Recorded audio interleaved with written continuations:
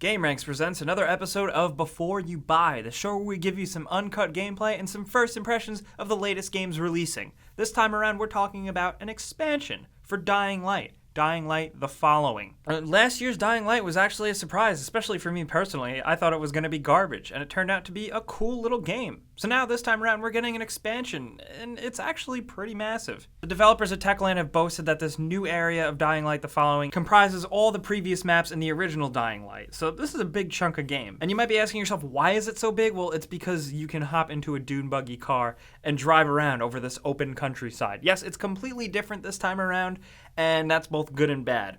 For one thing, you're going to be doing less long-term running and parkouring through alleyways and cool shit. If that was your favorite part of Dying Light, the Mirror's Edge aspect, there's a little bit less of it here. Just because the game world is completely different than the original Dying Light, you're not in an open world city this time around, you're in giant countryside farmland. What totally makes up for that fact is the dune buggy. It's actually surprisingly really good, except for like when you enter it, it's a little jarring, a little buggy. But other than that, the driving actually feels really great, especially the more you upgrade it. I was really worried it could have been a mess, but thankfully it does control and handle pretty well. And with your regular ability and upgrade trees, you get a new one for driving skill, as well as just being able to upgrade and fine-tune the vehicle itself. You can add all kinds of things like a bumper, reinforced doors, change the colors, add a UV light blast, electricity when you hit zombies, a bunch of ridiculous stuff. And I think that's what's cool about The Following, is that it takes itself even less serious. It's got a little bit of a Mad Max vibe, but ultimately it's just really fun, especially when you're just tearing ass down a country road in this dune buggy,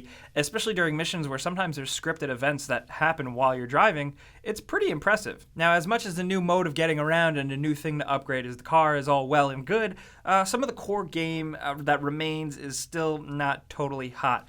Mostly just the tedium of the fetch quests. Every single quest is just, oh, you have to do a thing for a guy, so go to this guy. Oh, go talk to that guy, but before you do anything for him, you have to do something for him to get him to do something for you, so then you can finally go back and do something for the other guy. It's all just like a big fetch quest, go do this, and it gets a little old, just like it got old in the original Dying Light. Some games do fine with fetch quests. The Witcher, I think, did alright, but, after a while in this, it gets really old because you don't really care about the people you're talking about. They try once again to have characters and give them a lot of dialogue for some reason, and lots of scenes where you're watching people walk around and act and talk, but it doesn't really totally matter. This time the story centers around you, the main character, once again, Kyle Crane, as he ventures out of the city of Haran when there's rumors of people that are living who are essentially immune to the virus and have a cure somewhere. So you get wrapped up in this whole weird little society of these cult people, and it's fairly interesting. It's enough to move along the story, I guess. Unfortunately, Kyle Crane remains a pretty boring character. His dialogue's a little better, I guess, but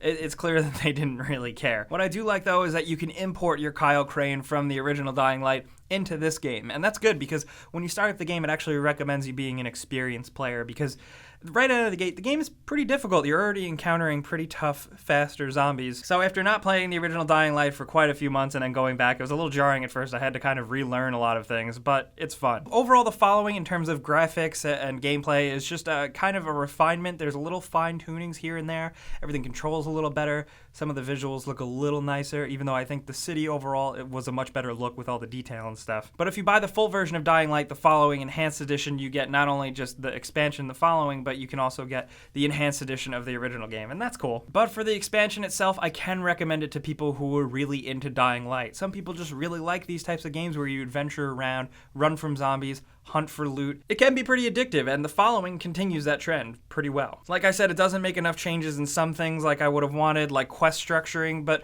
the dune buggy and just all that stuff kind of makes up for it. It's still just kind of an action-packed, cool adventure. So like I said, I can definitely recommend it if you have played Dying Light. This is a big game. It's huge, and for $20 in the United States and North America, I think that's kind of a steal. Like I said, if you had high hopes for The Following being radically different, it is and it isn't. The dune buggy really does shake things up and make it feel a little bit more fun and exciting. And the new situations and added difficulty really make it still worth diving into. The things that still just left me to be desired, like I said, were the fetch quests and the lack of really caring about the story. So fans of the Dying Light series, I do want to know what you think about the following, especially if you guys have already dived into it. Let's talk about it down in the comments. What do you think? Do you like the added emphasis on driving the buggy? Have you found or crafted some cool new weapons that you're just really into that really are game changers? And if you haven't played Dying Light or the following at all, let us know what you think about it. Do you like what you see here? Do you like what you heard from me? We can talk about it down in the comments or on Twitter at Jake Baldino. If you guys did have a good time with this video and you love Before You Buy videos, clicking the like button helps us out and lets us do even more of these. And if you are new, subscribing is a good idea because we put out videos like this practically every single freaking day. But as always, thanks for watching, and we'll see you guys next time.